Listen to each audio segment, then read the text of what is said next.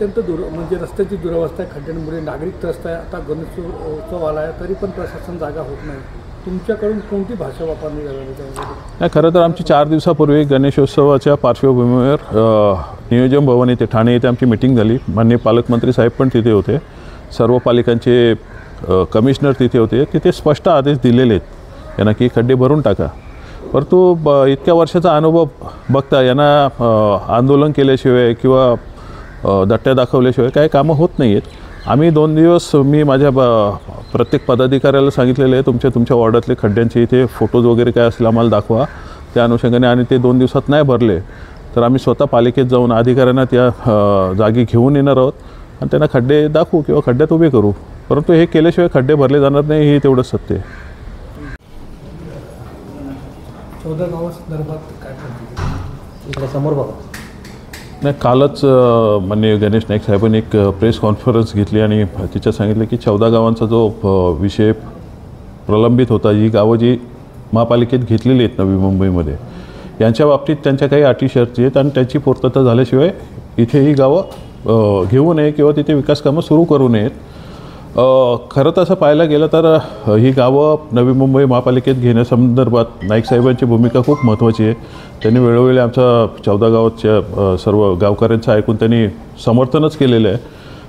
24 मार्च 2022ला जेव्हा हा प्रश्न मी लक्षवेधी म्हणून मांडला, त्या प्रश्नाच्या चर्चेला उत्तर देताना किंवा त्याच्यावर बोलताना माननीय नाईक साहेब तेव्हाही बोलले होते की 591 कोटी या गावांसाठी जो त्यांनी हे दिला होता पत्र आयुक्तांनी उत्तराचं, त्याच्यात असं स्पष्टपणे लिहिलेलं होतं की 591 कोटी ह्या गावांच्या विकासासाठी आणि 6100 कोटी इन्फ्रास्ट्रक्चरसाठी देण्यात यावं. आणि तीच मागणी ते पुढे रेटत आहेत. परंतु त्याच्यामुळे काही गैरसमज आमच्या गावाल्यामध्ये उपस्थित झालेले आहेत की ही गावं काढण्याला नाईक साहेबांचा विरोध आहे का. तर माझं असं ठाम मत आहे, आमचं सर्वच असं ठाम मत आहे की नाईक साहेबांचा त्याला काही विरोध नाही आहे. त्यांची जी मागणी केलेली आहे ती रास्त आहे.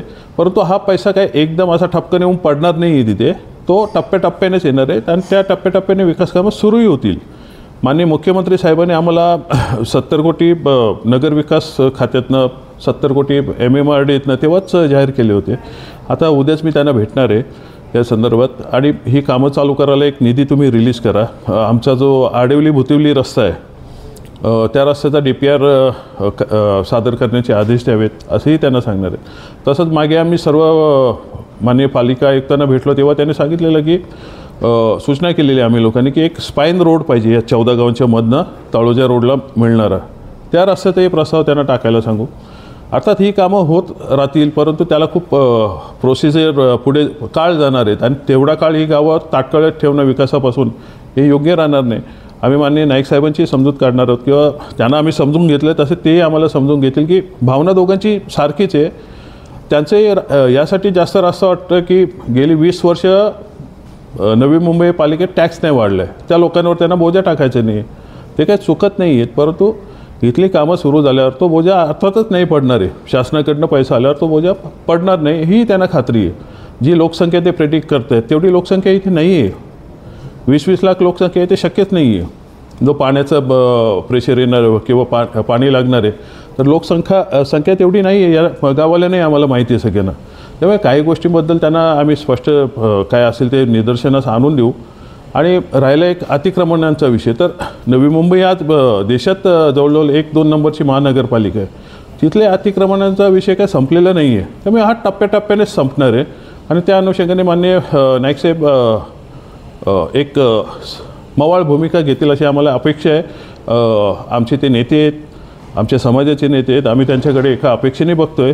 त्याचसोबत त्यांच्या भूमिकेला आम्ही पाठिंबा देऊनच माननीय मुख्यमंत्री साहेबांकडनं या भागासाठी जास्तीत जास्त निधी कसेल यासाठी प्रयत्न करू. देश विदेशातील प्रत्येक घडामोडींचे लाईव्ह अपडेट मिळवण्यासाठी आता साम टीव्हीच्या सर्व सोशल मीडिया प्लॅटफॉर्मला लाईक, फॉलो आणि सबस्क्राईब करा. तसंच सर्व नोटिफिकेशनसाठी बेल आयकॉन प्रेस करायला विसरू नका.